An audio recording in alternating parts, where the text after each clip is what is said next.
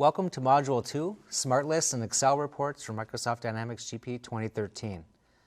In this module, we'll cover Smart List Designer, how to use it, how to modify and create smart lists. We'll cover Excel report deployment, both from an on-premise and an Office 365 environment. We'll cover the integration points and how you can collaborate with others using your Excel reports. And then finally, we'll wrap up this module with security. The security module, or the security aspect of this module, will basically cover Windows Authenticated Security and how to set up security access to view Excel reports. So let's get started with the demonstration. So opening up Dynamics GP 2013, we can see once again that we have our home screen available right when you log into the application. So the first area you want to look at is our Smart Lists and Smart List Designer.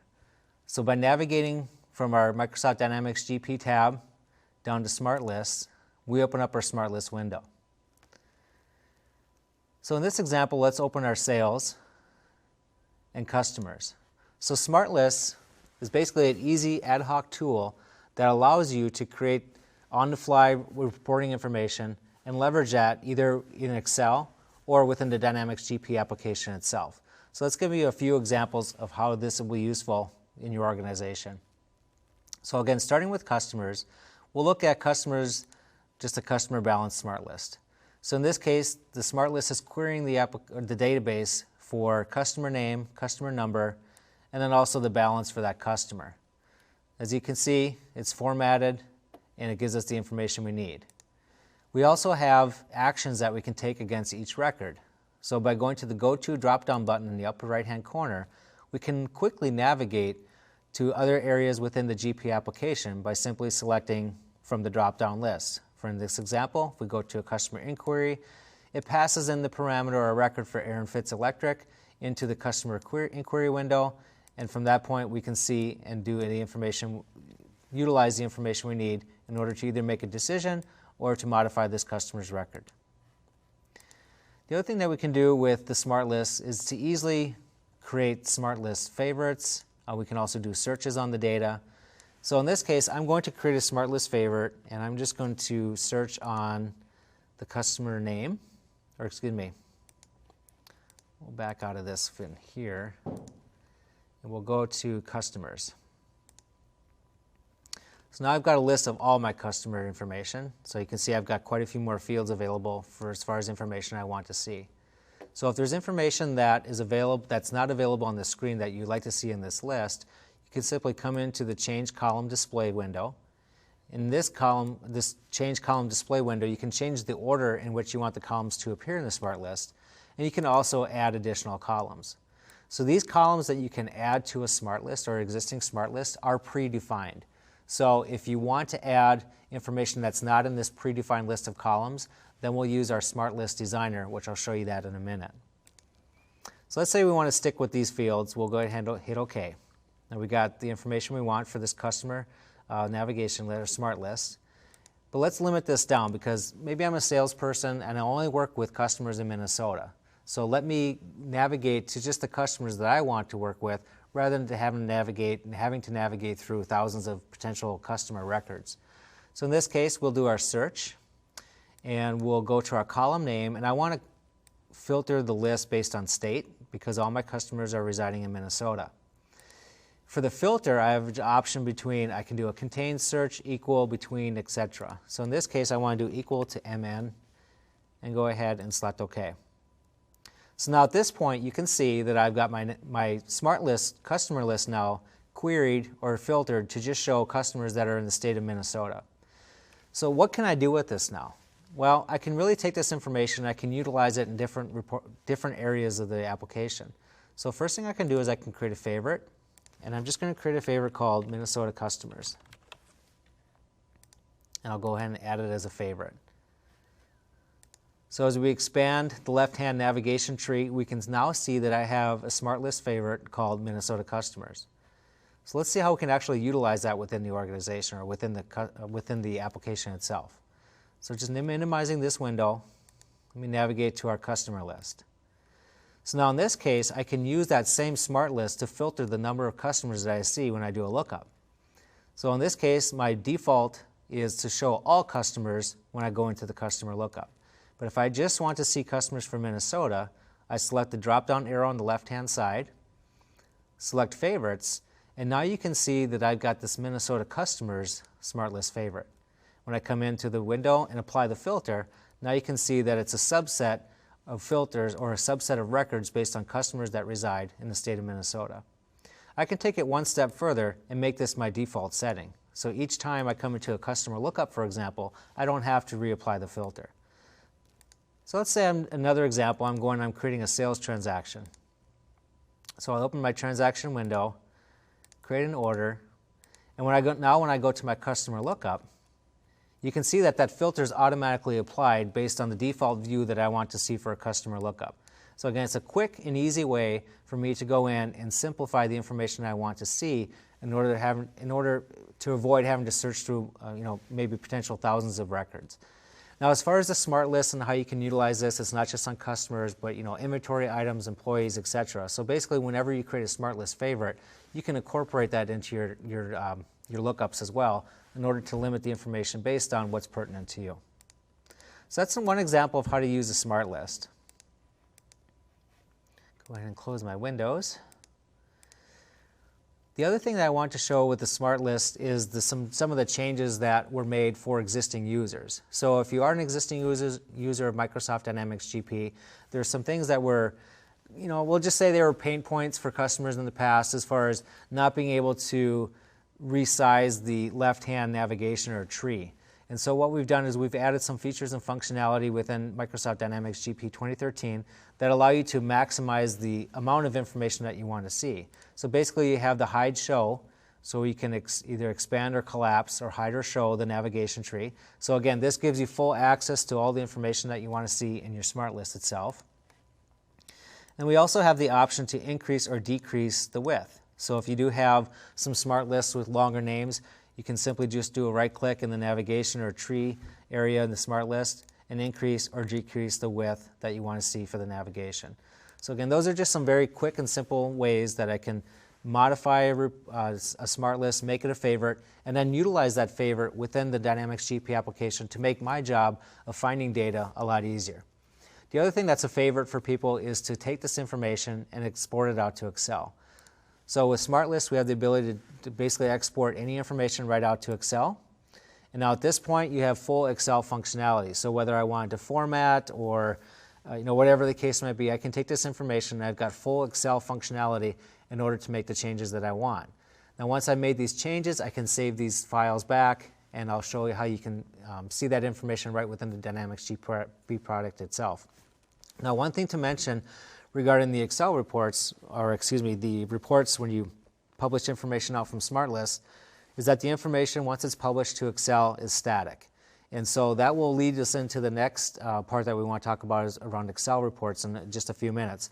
But essentially in this scenario, I created my ad hoc report using a Smart List, and at that point, I published or exported the information out to Excel, but at that point, it's static information. So a real pain point for customers in the past is that they always want to see refreshed data. So what that meant is that somebody had to go in, export the information out of a Smart List into Excel, potentially reformat the information or reformat the Excel file based on what the report consumer wanted to see. And it was a continual process. So people you might spend a half hour, an hour every week basically just going in, exporting information out of a Smart List, reformatting the report, and then handing that off to somebody else. So a Smart List, it's great. It's a great tool for doing ad hoc. It's a great tool for navigating and limiting data that's within your Dynamics GP application. But once the information's in Excel, again, it becomes static. So hence the feature for Excel reports and refreshable data. But again, we'll talk about that in just a few minutes.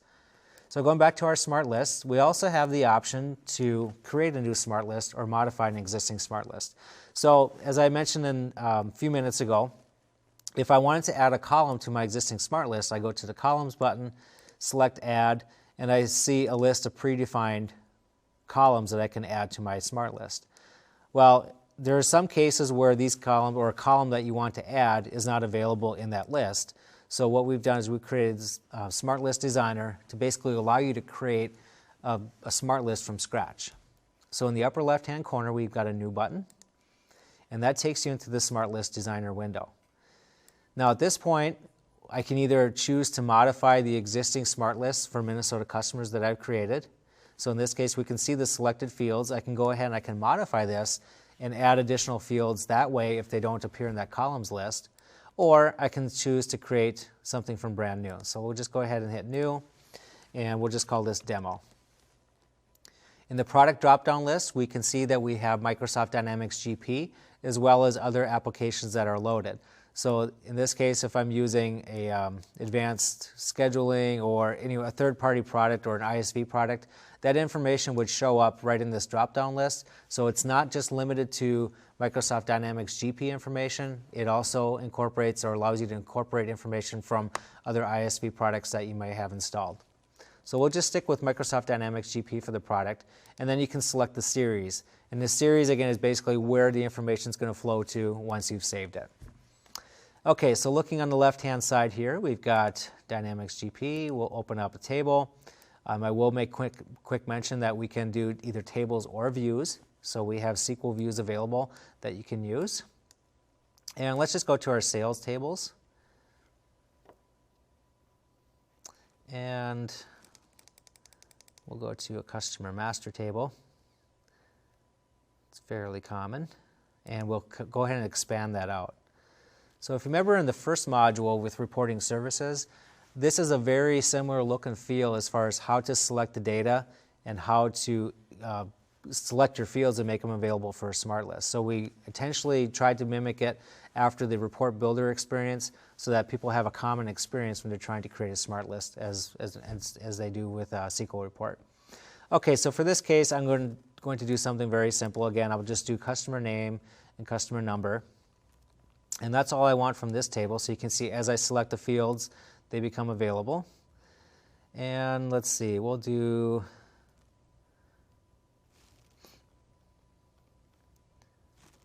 sales transaction work. We'll look for that table here. And we'll expand that window. And from that, let's just do a document type. Again, this is just something very simple.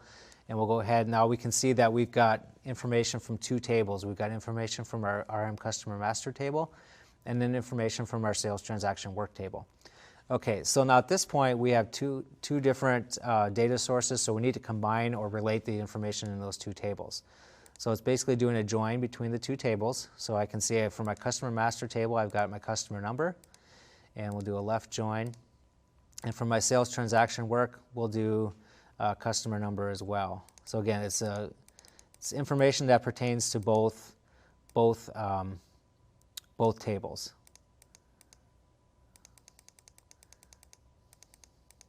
And give me a minute and I'll find my number here.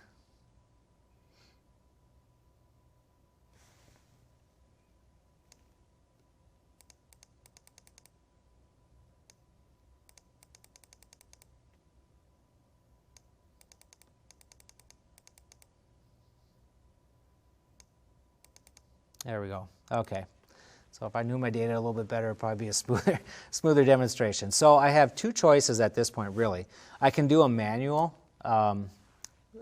selection like I just did for a manual relationship, or I can just choose the auto link. So the auto link will basically look at the two different tables of information that I have and try and link those tables together based on common primary keys. So in this case, I just did the manual. We also have the option to do filters. So if I only, again, in this case, if I just wanted to see information pertaining to customers in Minnesota, I could simply go in and add a restriction for those customers. Okay, so the really nice thing about Smart List Designer is that it's not necessarily a trial and error application. What we can do is once we have the information selected, we can essentially go in and we can run a query to see the information that's available. Again, in this case, I don't have information that's available in both, so let me go and see if I did something wrong on my joins.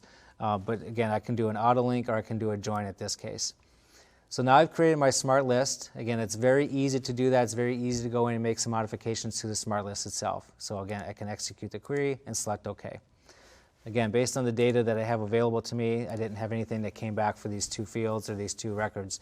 But essentially, it allows me to go in and, again, create those columns of information. Now, at this point, I've got a smart list. I can export it to Excel, whatever the case might be. I can go back in, I can modify, etc.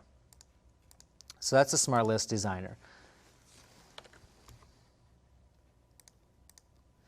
So now in this case, we just covered Smart Lists and Smart List Designer. Again, it's an easy way to go in and do ad hoc reporting or ad hoc queries right within Microsoft Dynamics GP on Dynamics GP information.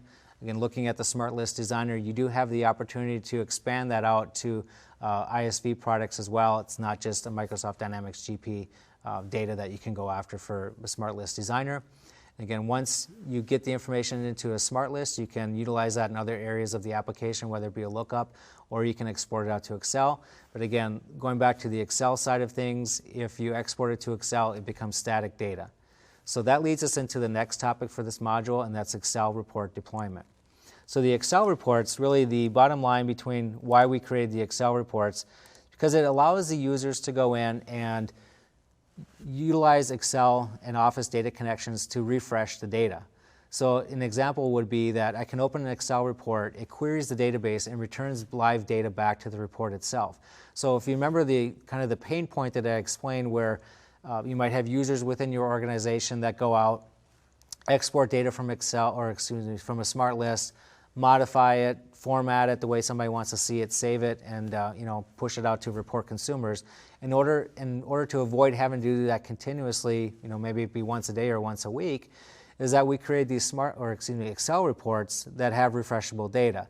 So essentially, you go in, you format it the way you'd want, you save it, and every time you open up the report, it brings in live data from the application or GP database itself. So again, it saves a lot of those pain points or steps in order to avoid having to go through and basically reformat data every time you want to have refreshed information.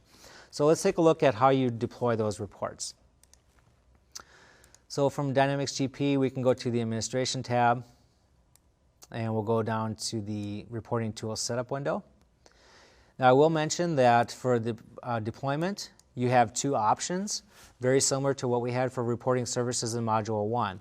The first option is that you can deploy your Excel reports in the Dyn Utilities process itself. So if you have an IT person going through setting up the application for the first time or adding new companies, for example, each time you add a new company, you'll be asked if you want to deploy these Excel reports. So that's one option. The other option is that if you don't want to do the process or deployment within the Dyn Utilities process, that you can do it right within the Dynamics GP application itself. So navigating to the Reporting Tools Setup window, we have our tab for Excel reports. Now Excel reports, you have a few different options as well as far as how you want to deploy. You can say we're not implementing this, you can say we're going to a network share, or you can also go to an a SharePoint site. Now SharePoint can be on-premise SharePoint, or we can use Office 365 or SharePoint Online. You choose whatever the best deployment option is for you and your company.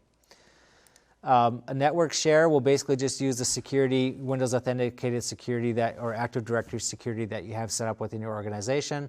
So if you deploy it out to a reports folder, basically you grant access to that folder and individual reports on that folder itself.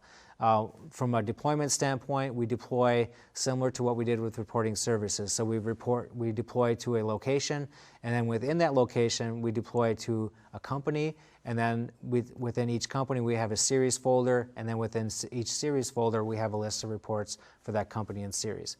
For SharePoint, again, it's a little bit, it's similar, but a little bit different. You're navigating out to a SharePoint site. Again, this could be an Office 365 SharePoint or on-premise SharePoint, and it's a little bit different. You just have to enter a little bit different information as far as where you're deploying to. You're basically, instead of going to a network share, you're going to a reports library or a document library in SharePoint. Now, once it's in a SharePoint environment, all the security access is granted through SharePoint itself. So you go in, you go to SharePoint library, you grant access to an individual folder, individual report, whatever level is best for your organization. You can go from a single report level security all the way up to I want to grant security access to everything in the company, for example. Now, once the information is deployed, and we'll just go with the network location, this is where I've deployed my reports. Now, with Office 365, there are a few changes that came forward since the the release of Dynamics GP 2013 that actually make the deployment to an online environment even easier than it was before. So again, you can choose a SharePoint deployment in Office 365 if you choose to do that, and essentially just enter the location of your reports library or document libraries you want to deploy to. The other thing that's really nice about Office 365 is that not only do you get the latest versions of Excel and latest versions of Office, but you also get great functionality as far as how to collaborate and share information. So an example is this. So I can go into my Office 365 environment. Just log in real quick. And in Office 365, it basically allows me to have information in Outlook. I got my calendar, I've got SkyDrives, I've got different sites I can choose from. So it's really that overall experience that you get from SharePoint on-premise in the cloud environment. So in this case, I've deployed out to my Office 365 environment, but I've kind of done it indirectly. And what I mean by that is with Office 365, you can sync your online directory or online library to a local data source or local location. So in this case, what I've done is I've got my SkyDrive Pro account and I've synced that up locally to just my C drive.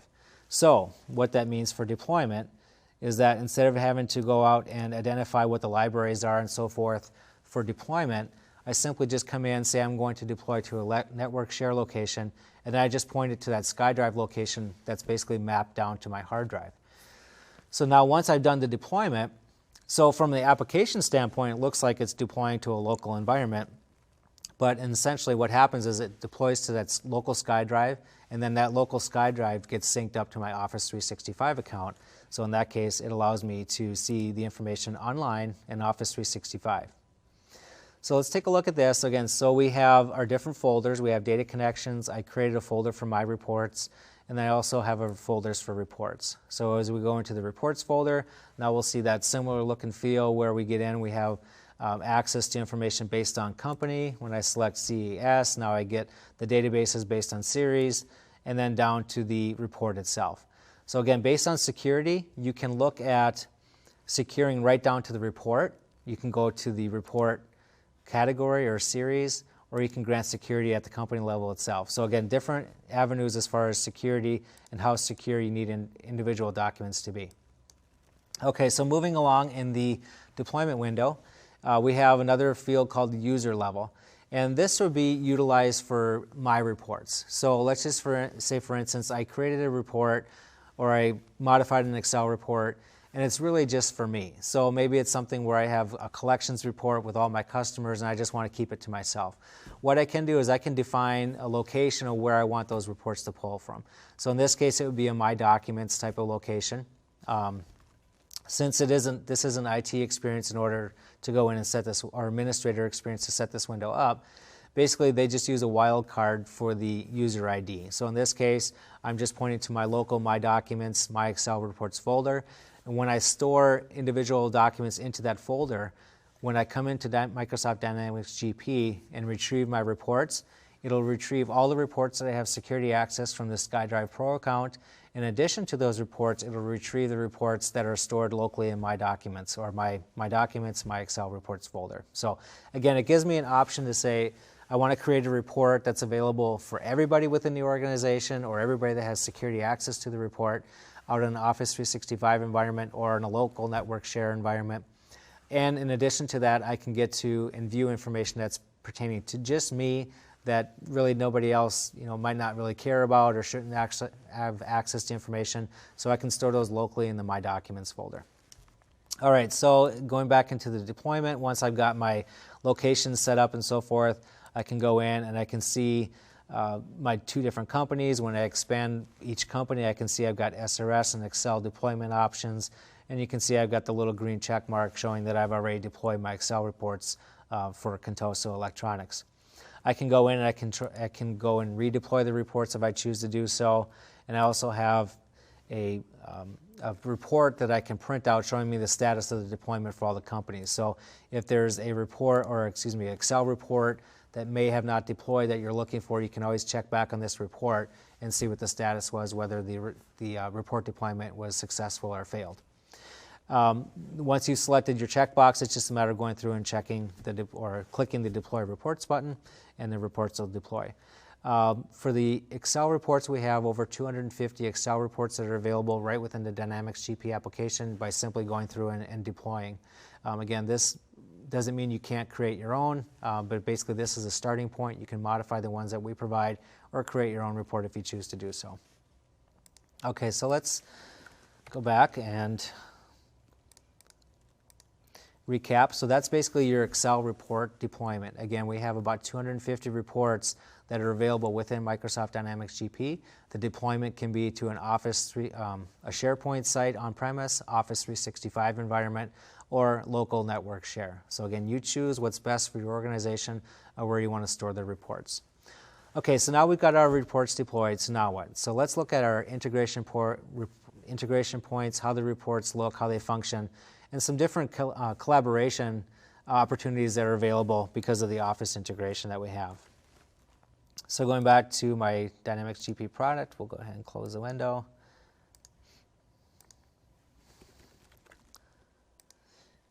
Okay, so we'll start from our home page once again, just to kind of have a set baseline navigation.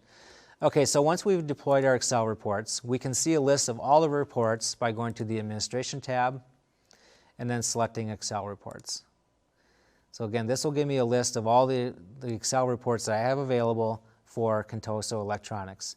Now, one thing I will point out is that once you do your once you do your deployment of your Excel reports, if you've done the deployment within Microsoft Dynamics GP through that reporting tool setup window, if you've deployed your reports that way, you do have to log out of the application and come back in order to see this Excel reports option in your navigation, or in your report list. So if you do your deployment within GP and you come into this Administration tab and you don't see Excel, it means that the application basically hasn't recognized the navigation to it at this point. So just close the application, restart it, and you'll be good to go with this option for your Excel reports.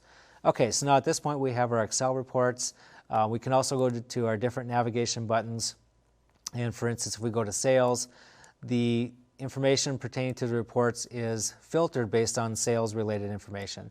So again, because we have those reports filtered or deployed by series, we can filter on that as well. So again, you don't have to go through and look at a whole list of 343 reports for this example. You can go in and just look at the reports that are pertaining to sales based on the series that we're deployed to. Okay, so let's take a look, and let's just say we look at customers default.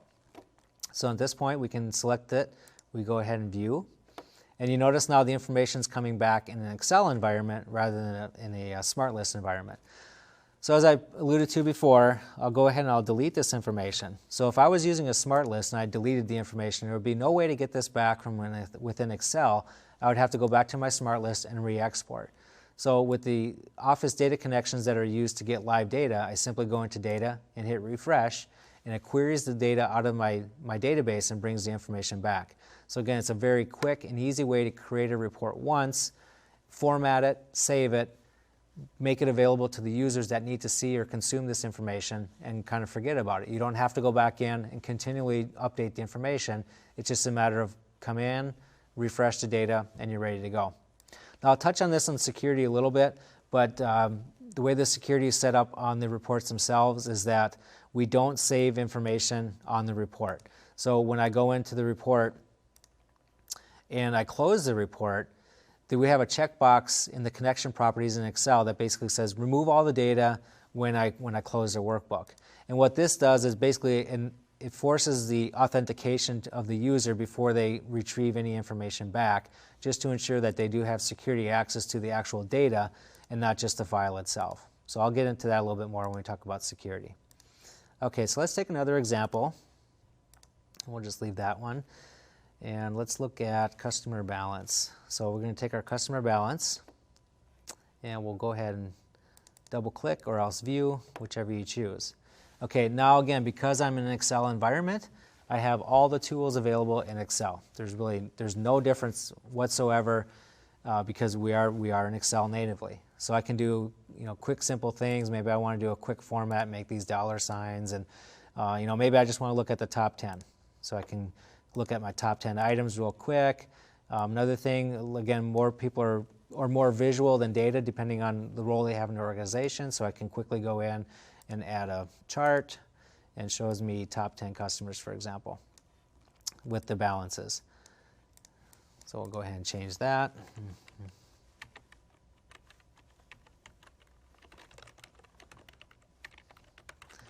Okay, so now I've got the report, and now I can store it. So at this point, I have an option. I can choose to store it locally. I can choose to store it in the folder that has the My Documents folder, and it's just available to me. Or I can store this out on the network or out on Office 365 and make this available to other users within the organization as well, granted that they would have security access to the report. So we'll go ahead and we'll do File and we'll do Save. And if you notice, if I go back to my local computer and browse, I still have that SkyDrive Pro account that's available to me, and I can just store it here, and I can store it in that folder that I created called My Reports. So we'll call this Sample, and we'll go ahead and save that.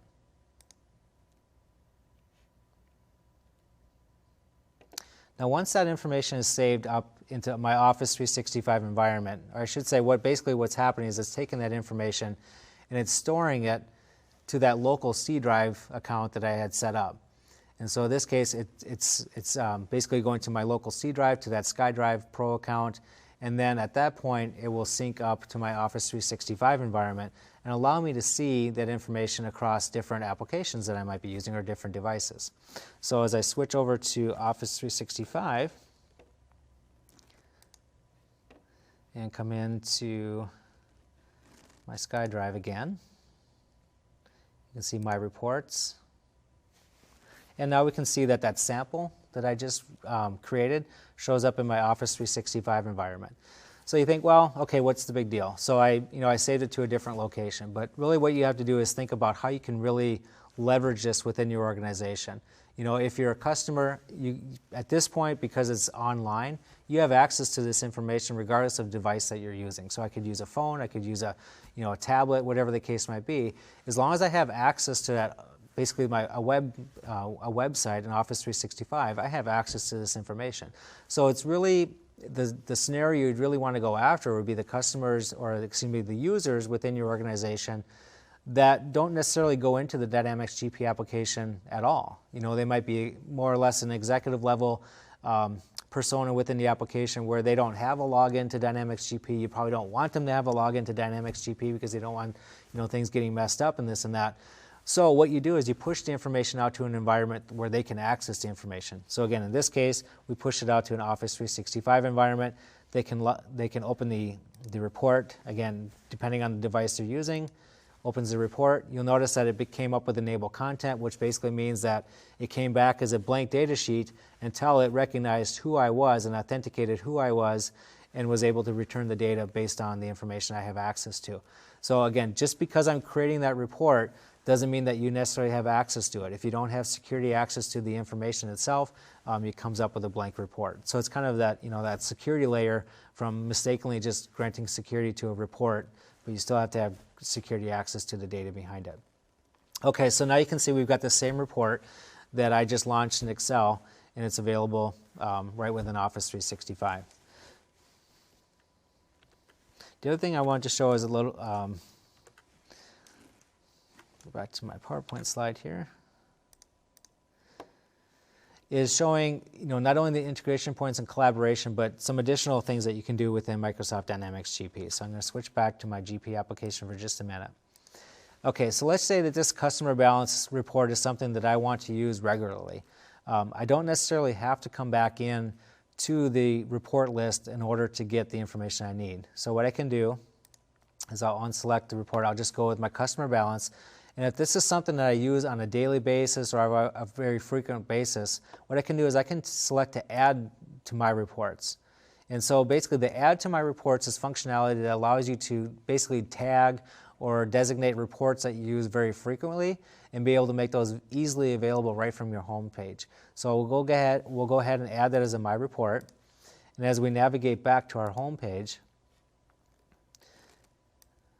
and go down to my reports, now we can see that that same report has been added right to my report section on the home page. So again, the whole purpose behind this is to make this very easy, very seamless, so that once you find the information that you need, it's very easy to change the navigation to it to make it very easy to get to. Again, the other purpose would be that I can collaborate with others so that if you're not a GP user, you don't have a login, whatever the case might be, that you still need access to this information in order to successfully run your business and make business decisions. So we push this information out into an environment where you can get it. Get to it, whether, again, based on a local network shared drive or an Office 365 environment that allows you to basically download and make this information available on any device. The other thing that's great about Office 365 and in integration with that is I also have integration into Outlook. So we'll go ahead and open up my Outlook client. And while that's opening up, I'll switch back to Office 365. So here's how you do your sync. So essentially what happens is if I go into my Office 365 environment and go to my SkyDrive, I have a sync button on the right-hand side, upper right-hand side. When I select the sync button, basically that's what does the mapping between my Office 365 environment and my local C drive. So I had that SkyDrive Pro account that was mapped to my C drive. That's basically how you get the sync to work, is by just selecting this option in the upper right-hand corner. So that's how I can sync everything within that SkyDrive to a local account. But I can also sync this information up into another application that I use very frequently, and that's Outlook. So if I want to sync the information that's available in this document library to my Outlook account, I basically just select the Connect to Outlook, and it goes through the steps. It just basically prompts me and says, do you really want to do this? And I say yes, and that's basically it for the steps. So when I move over to Outlook now, and I go in and I look down at my SharePoint list, now I can see those same reports that were available.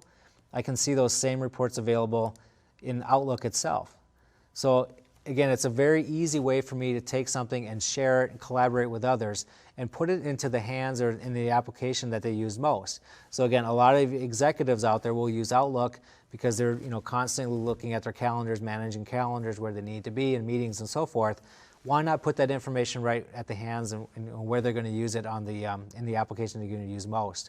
So again, I can take it and I can put it in the Office 365 environment, and at that point I can share it out and make it available in common applications like your Outlook account, for example. So again, very easy to go in and collaborate with others using that information. So the last part we'll talk about will be security. So from a security standpoint, it's using Windows Authenticated Security. So you do have to grant security to the information in the SQL database as well as the report itself. So for an example, if I come back into my local drive and look at my SkyDrive Pro, you can see these are my reports that I've defined. When I come into here, I have to grant security to this location. So in this case, if I want to grant security for this entire reports folder, I can do that.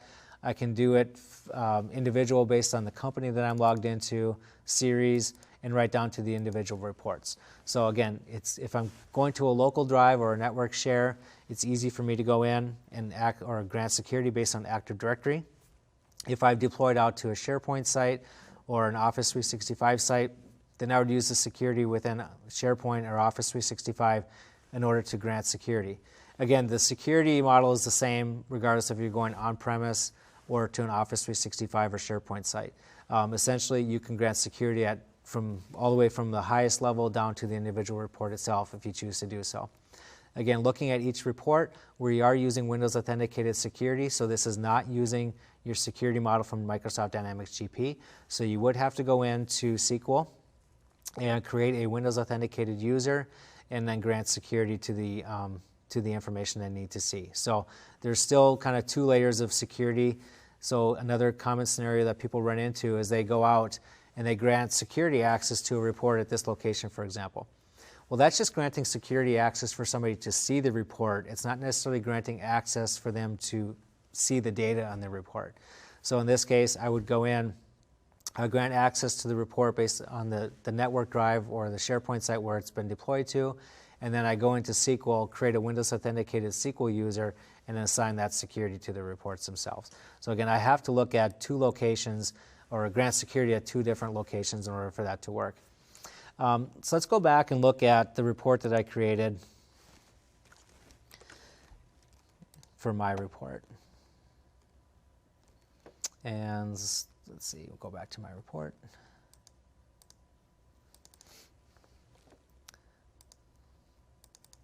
Okay, so let's take the sample, and I'll go ahead and open the sample report. Okay, so this is, again, based on the information pulling from the SQL report, or excuse me, pulling from the Excel database. And just, again, I just took the information and I made it more visual and created a chart for this on top of this data. Okay, so how do I grant security, or how do I modify the security in this? So let's go ahead and get rid of these reminders here.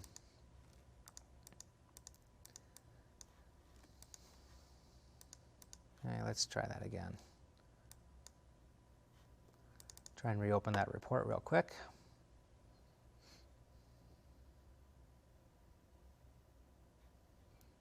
Okay, so one thing I did want to show is that you notice that when the report first opens, there is no data coming back on the report itself. So again, this ensures that I'm going back to the SQL server and I'm pulling information based on if I'm authenticated to have access to that information. So once I click Enable Content, it makes the connection, authenticates who I am, and brings the information back. Okay, so this is how the actual connection or the refresh works. So behind each Excel report is what we call a data connection. The data connection is an Office data connection, or ODC, that's attached to each Excel report. That Office data connection essentially is a query that goes back and look at the definition, basically goes back and queries the customer balance view that we're pulling information for, and it selects a couple fields and orders the fields on how we want to do that.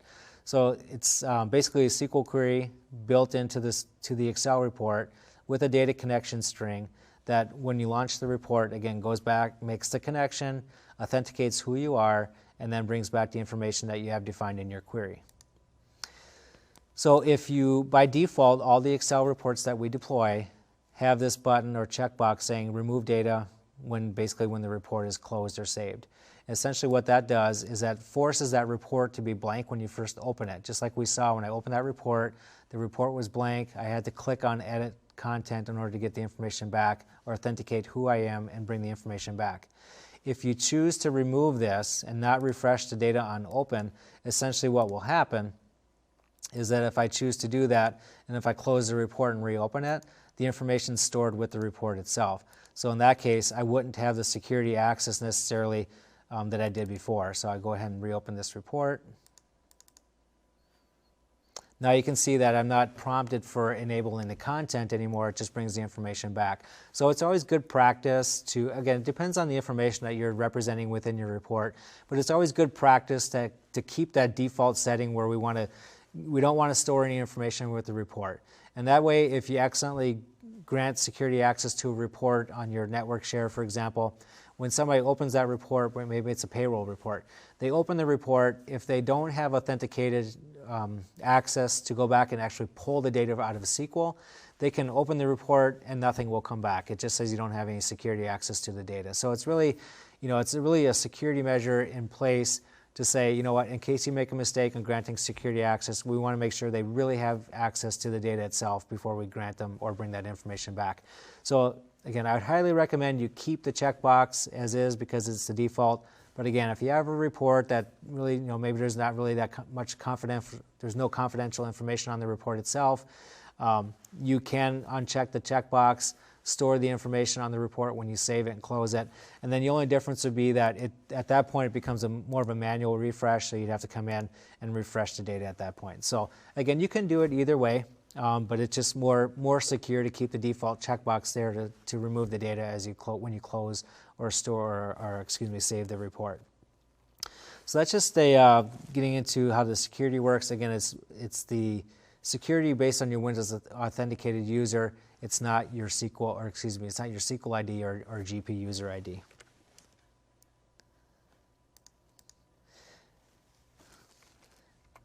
Okay, so what we've learned in Module 2 around smart lists and Excel reports.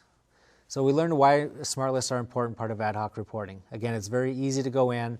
It's very easy to create a smart list, modify a smart list, save it as a favorite. utilize that in other areas of the application, whether it be limiting the information I want to see in a lookup or what have you, being able to quickly navigate to a form and be able to edit a record or just do an inquiry on a record. It's very easy to do that. Again, it's also very simple to take that information that appears in your query, export it out to Excel, Word, whatever the case might be, and work with that data further. We also looked at the Smart List Designer, where you can go in, basically create your own smart list and have that information available in a query format. Again, then you have all the existing functionality of the Smart List from one that you built from scratch. We also had looked at deployment for Excel reports, whether you're deploying to an Office 365 environment, SharePoint on-premise environment, or a network share environment. The ability to do so very quickly, very easily, whether you want to deploy your Excel reports through the Done Utilities process, or you can deploy your reports from using the reporting tool setup window within Microsoft Dynamics GP itself if you choose to do that. Integration points, again, looking at the points within Microsoft Dynamics GP application itself, whether it be the report lists and viewing all the reports, Excel reports that I want to see, or if I want to just look at reports that pertaining to sales, looking at the sales module and just the reports that pertain to sales, I can quickly do that. Office 365 integration and the benefits with that. Again, just recapping is that I can publish to an Office 365 or online environment. Now at that point, if I can hit the web, I can hit the data. So it doesn't matter the device I'm on, but I can have access to the information without having to force me to log into Microsoft Dynamics GP to get it. Again, that executive level role where I don't have access to the GP application, but I do have access to the internet, I do have access to Outlook, and it's very an easy process for me to get that information I need in order to run my business. And then lastly, we looked at how to configure your security with Excel reports. Again, just as a recap, the Excel reports are using Windows Authenticated Security. You do need to secure the reports themselves. You can do that at a company level, series level, or at the report level itself. You also need to grant security in two locations. One on the location where you deploy the reports itself, and then within the SQL database itself to actually have access to the data. And again, going back to storing the data with the Excel report, by default, we don't store any information with the report when we close it or save the report. And that's basically another security measure so that when if you accidentally granted access to the report, the person that doesn't necessarily have access to the data on the report. So just another security gap for that, or security area that we enforce on the Excel reports. Again, you can turn that off if you choose to do that, especially for information that doesn't have any information that should not be shared within your organization. So the only difference would be if you do that, you need to go back and you need to do a manual refresh on the reports because they won't refresh when you open them up. So that's a recap of Module 2, Smart Lists and Excel reports.